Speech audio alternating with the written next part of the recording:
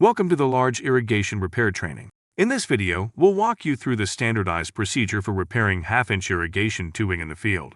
The purpose of this training is to make sure irrigation repairs are completed correctly, safely, and efficiently. This helps maintain plant health, prevents water waste, and reduces downtime on the job site. This procedure applies to all landscaping crew members who are responsible for identifying, assessing, and repairing irrigation systems. Crew leaders are responsible for assigning repair work, verify that it's done properly, and ensure the crew follows the procedure. Crew members are responsible for following the procedure step by step, reporting complex or repeating issues, and leaving behind clean, professional repairs. Before beginning, make sure you have the correct materials and PPE. You should have a company-issued irrigation repair box, irrigation line, pipe cutters, a propane torch, compression couplings or insert fittings in assorted sizes, and crimp tools for punching holes in the irrigation line. As for personal protective equipment, you need work gloves that protect against sharp edges and heat elements, as well as protective glasses. The very first step is to sort what you have in the area you are working with. That means getting rid of unnecessary tools and materials, then identifying the exact problem before you dig. Is it a broken pipe, a loose fitting, or maybe just a clogged head? Avoid guessing, avoid unnecessary digging, and only fix what's broken. This saves time and protects the system. Keep your tools close by, ideally in your toolbox, so nothing gets misplaced. Keep your parts group by type, such as couplings with couplings and fittings with fittings, so you can grab what you need quickly and avoid confusion. A well-organized setup leads to safer, faster, and cleaner repairs. Along with keeping the work area organized, it's just as important to keep it clean. Remove any excess dirt, mud, or debris from the problem area before cutting, heating, or gluing. This ensures the right areas are fixed and the problem is clearly visible.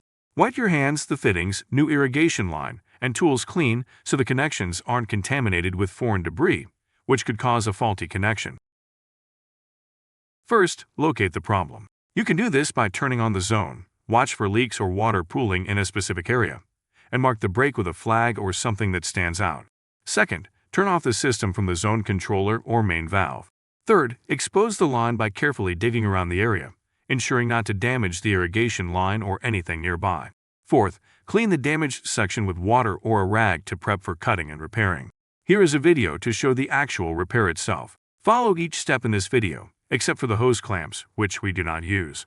So let's get right to it. Start by making sure the water is turned off, then dig out the surrounding area to expose the cut lines. Then you'll want to identify the size of the pipe that was cut. This is 1-inch irrigation tubing, but 3/4 and 1/2-inch tubing is also fairly common. And if you need to, you can always cut off a small piece to take to your hardware store to make sure you're getting the right parts. To complete this job, I'm using 1-inch barbed couplers with stainless steel hose clamps. You'll need a screwdriver to tighten down the hose clamps, and while you can muscle on the barb fittings, they're much easier to press on if you warm up the end of the plastic tubing with a torch. Just be careful not to use too much heat, which can melt the hose or potentially cause leaks. Make sure to put your hose clamps in place before warming the end of the tube. Then insert the coupler and tighten down the clamp.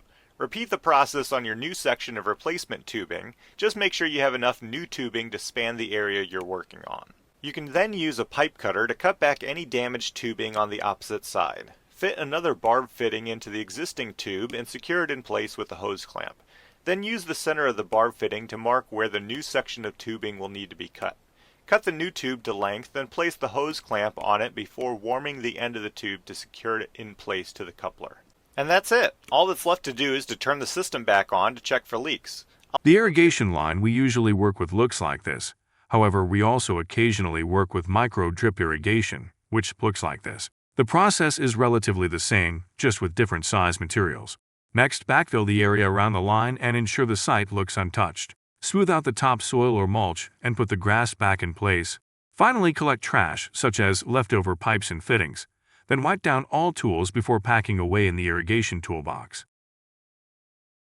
Finally, sustain this procedure by always following it accurately. Shortcuts are unacceptable. Train new crew members on the full process, not just the quick fix. Review irrigation repairs during weekly check-ins and report any recurring problems to your crew leader or field manager. Maintaining these habits keeps our repairs reliable and prevents bigger system failures. Thank you for watching this training. If you have any questions or need your irrigation toolbox refilled, Ask your crew leader, field manager, or office manager.